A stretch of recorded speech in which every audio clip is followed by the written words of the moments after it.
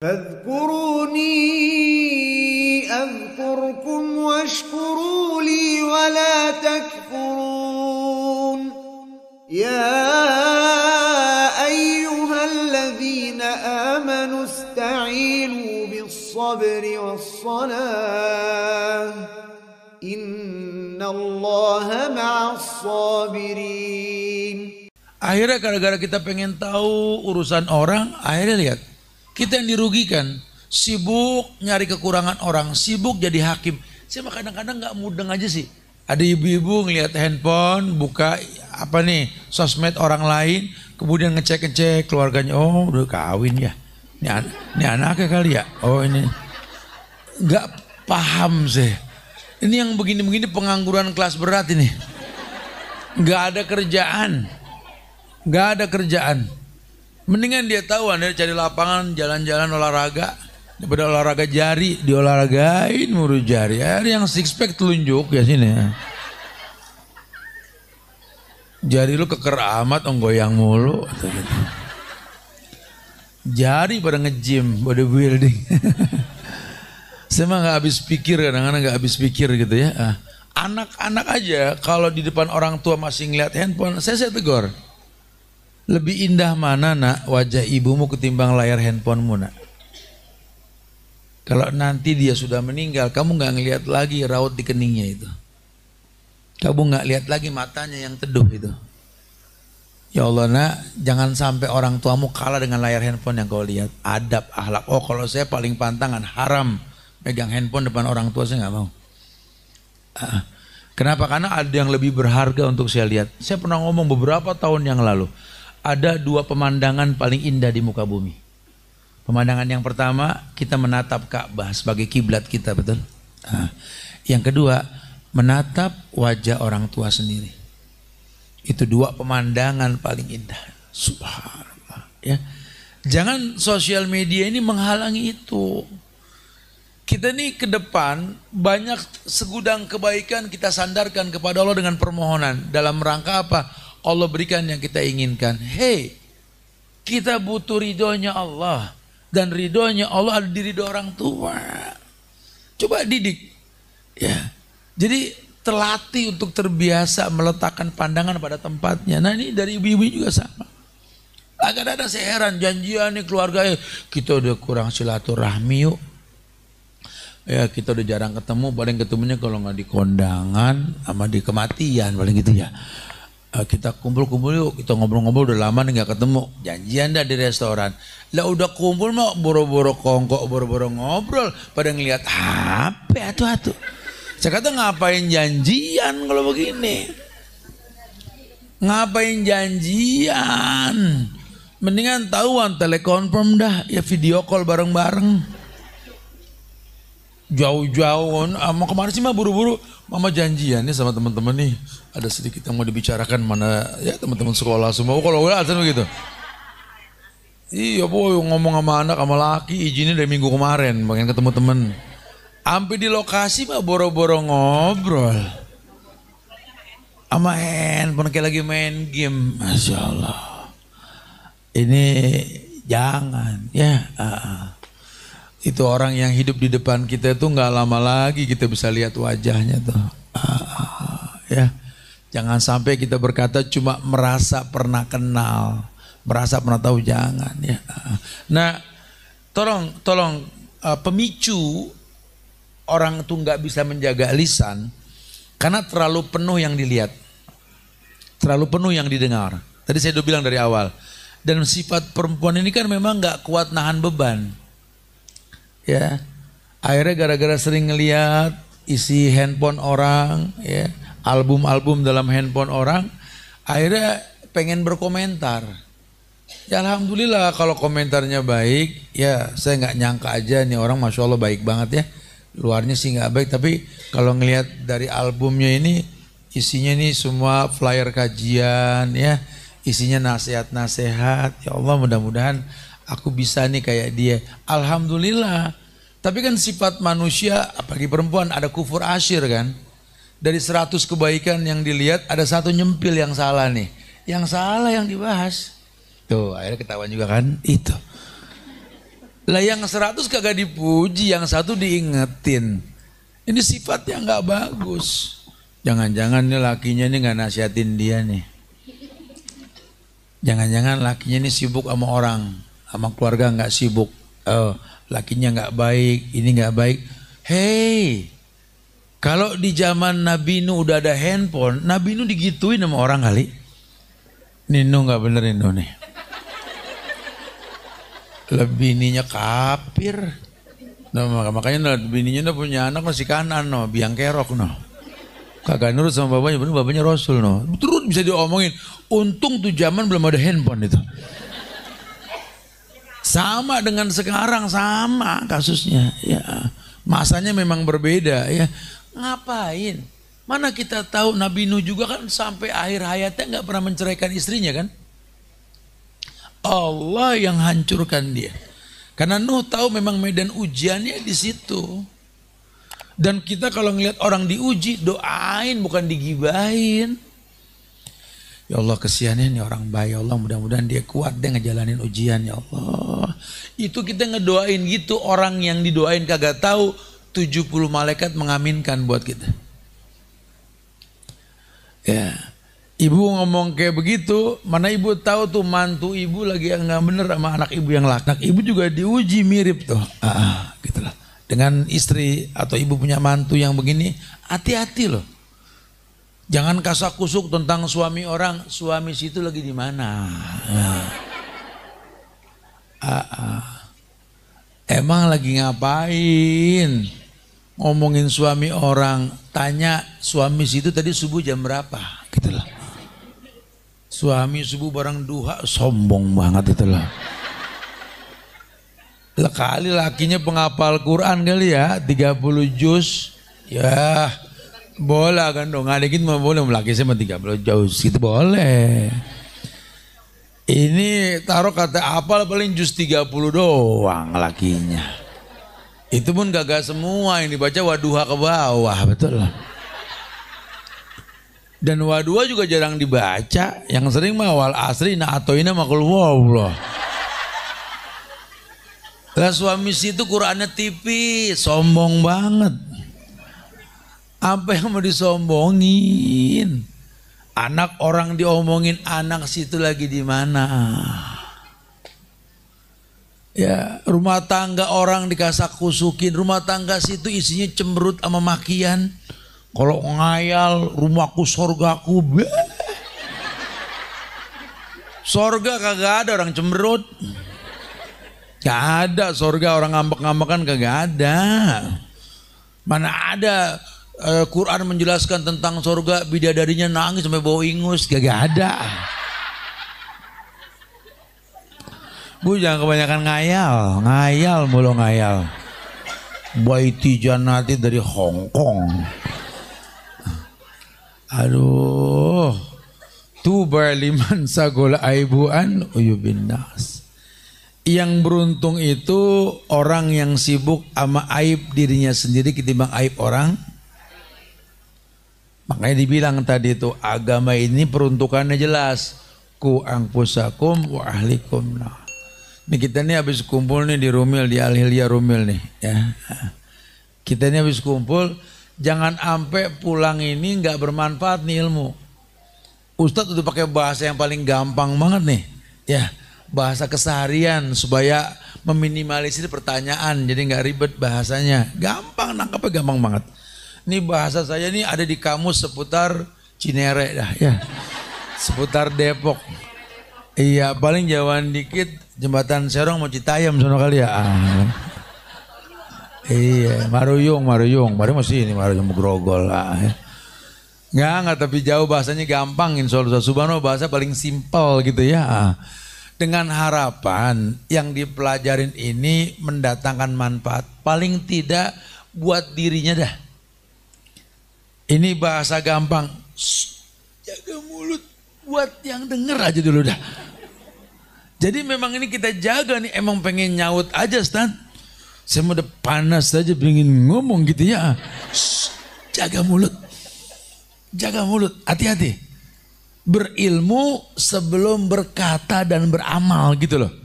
Kira-kira kalau kita ngomong nih manfaatnya apa?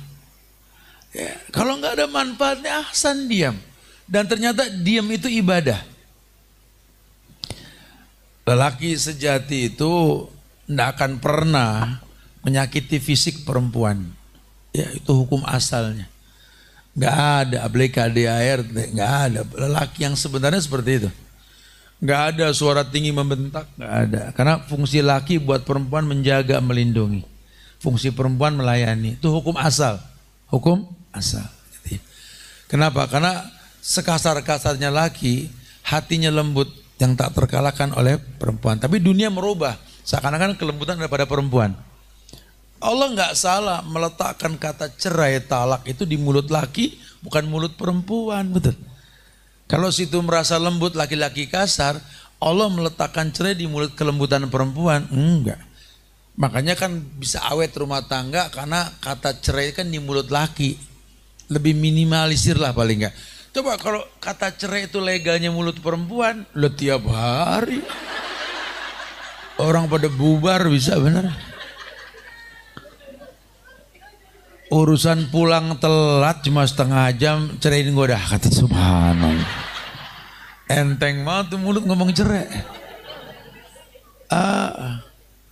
Urusan di handphone ada WA-an temen banyol sakit hati. Lagi ibu mah kayak wasit sih, demen-demen ngecek sama heran kadang-kadang. Nyeksa diri bu, Masya Allah. Handphone laki juga lagi. Pakai sidik jari kuncinya. Lah kalau lagi tidur jarinya digituin, nyak kebuka atau gitu.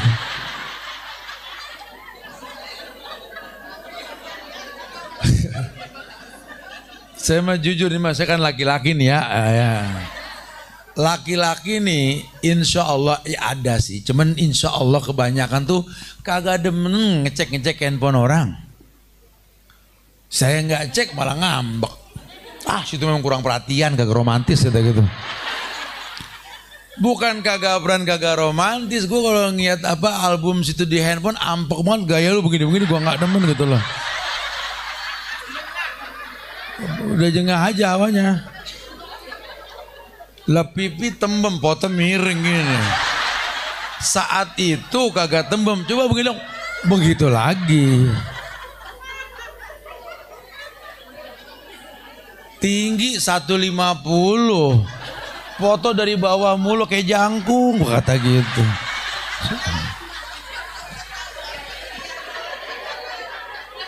Saya bilang nih, saya minta maaf nih, saya minta maaf. Bukan saya kagak mau ngecek, saya ampeg, saya kata gitu sama dia. Iya, jadi kalau di dunia motor, Ustaz Subhan kan banyak teman-teman anak motor di Indonesia ya. Saya kadang-kadang suka ngeliat orang kaya beli moge, tingginya 150, tiap naik moge kayak orang tinggi. Gue katakan, ini motor kagak nambah tinggi, lu turun, tuh segini lagi kan, saya kata gitu. Jadi ini astagfirullah nih handphone, subhanallah.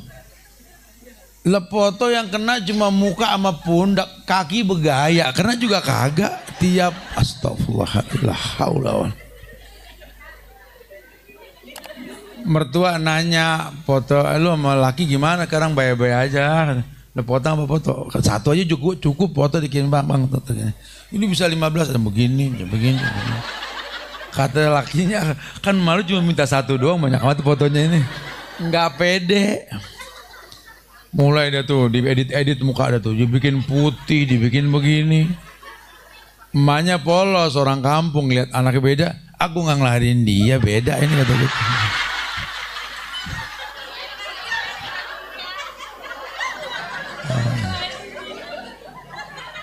Tumben-tumbenan anak gue nih bulu mata yang pakai talang air begitu katanya.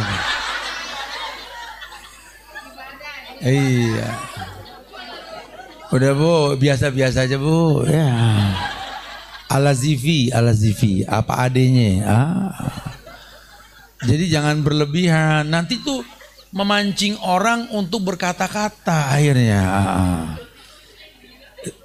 Ustadz, saya sering dengar Ustadz ngomong jaga mulut. Udah cuma gue mau kalau dia lewat pengen ngata aja awalnya gitu tuh.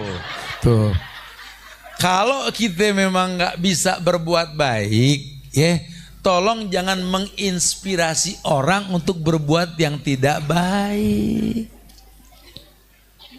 Iya, saya udah tahu Tat, emang mesti dijaga nih mulut Tat.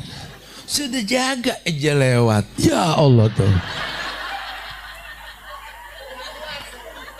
Udah gitu macem-macem tiap lewat gayanya macem-macem lagi. Astagfirullahaladzim, subhanallah. Nguji nih orang bener-bener gitu ya. Tuh, ya. Dalam nih bahasanya nih. Ya. Jadi bukan cuma sekedar menjaga lisan, jangan menginspirasi orang nggak kuat ngejaga lisan. Kan kadang-kadang kita kalau ngeliat yang ya namanya dakwah kan dengan tangan, dengan lisan, dengan doa, betul? Kalau kita tegur pakai tangan langsung, bedak tebel banget marah entah kata gitu. Betul gak? Iya dong. Mendingan pakai bahasa mulut gini dah ya. Mudah-mudahan ya apa ya dapat hidayah lah insya Allah ya. Kalau masih mentok juga ya kita doain dah. Ya Allah mudah-mudahan hujan gede biar luntur.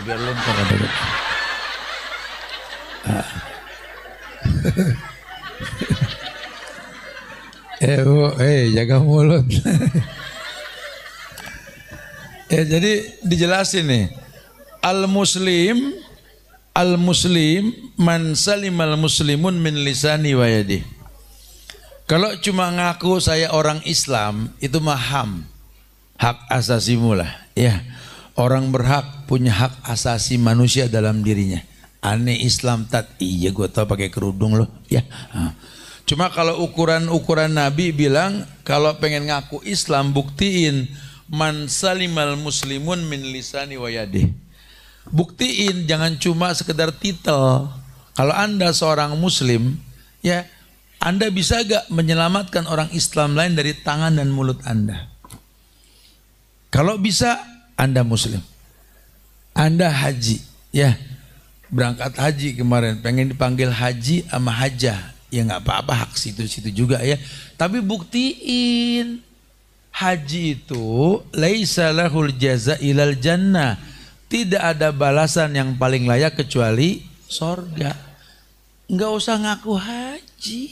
Buktiin aja kita punya karakter penghuni. Iya situ mah haji kan udah tua wajar. No torik 2 bulan kata gitu.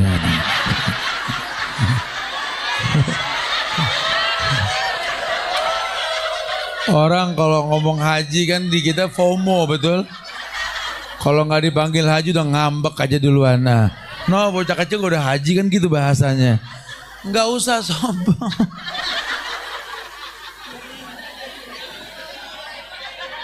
No, ada orang India no, ya di Mekah ya itu tiap hari di Ka'bah. Nggak sombong. Emang kerja ngelap-ngelap cara dia gitu loh. Situ baru sekali aja sombong banget subhanallah. Jangan. Ya, ini kebaikan yang kita gugurkan ini dibuktikan dengan fi'liyah, dengan tingkah laku. Dengan tingkah laku, jangan cuma pengen dipanggil. Ya. Nah, Nabi bilang al-muslim pakai alif lam tuh. Orang Islam yang jelas keislamannya. Karena kata benda kalau sudah ada alif lamnya dalam etika grammar bahasa Arab itu jelas keberadaannya. Kitabun buku apa aja dah. Kalau ada Alkitab pasti Quran. Atau kitab suci. Ya. Muslimun umum. Al-muslim yang jelas keislamannya. Kalau pengen ngaku seorang Islam yang jelas keislamannya, subhanallah. Ya, kata Nabi, man salimal muslimun min lisani wa yadih. Yang betul-betul bisa menyelamatkan orang Islam lainnya dari tangan dan mulutnya. Jangan suka gratil tangan pengen jahil aja sama orang. Tuh mulut jaga, jangan pengen nyaut aja. Mendingan kalau udah mulai setan pengen menginspirasi kita buat ngomong, astagfirullah, begitu.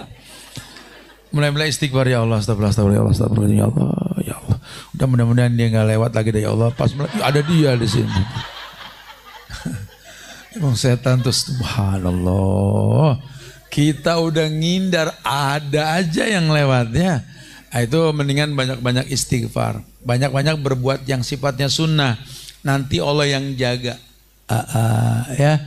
Lau kuntu ahbabtu, kalau aku sudah suka sama nih orang, kata Allah, kuntu sam'ahu ladzi yasma'u bih. Udah dah, kan ku jaga kupingnya. Wa basara ladzi yubsiru bih, ku jaga mata yang dengannya dia melihat.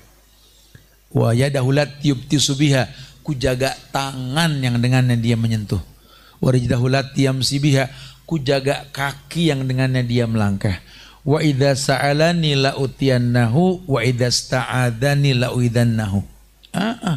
Allah akan lindungi. Di situ Bu, yang sunnah jangan digampangin. Makanya mumpung ibu nggak ada kewajiban ke masjid, di rumah kencengin yang sunnah.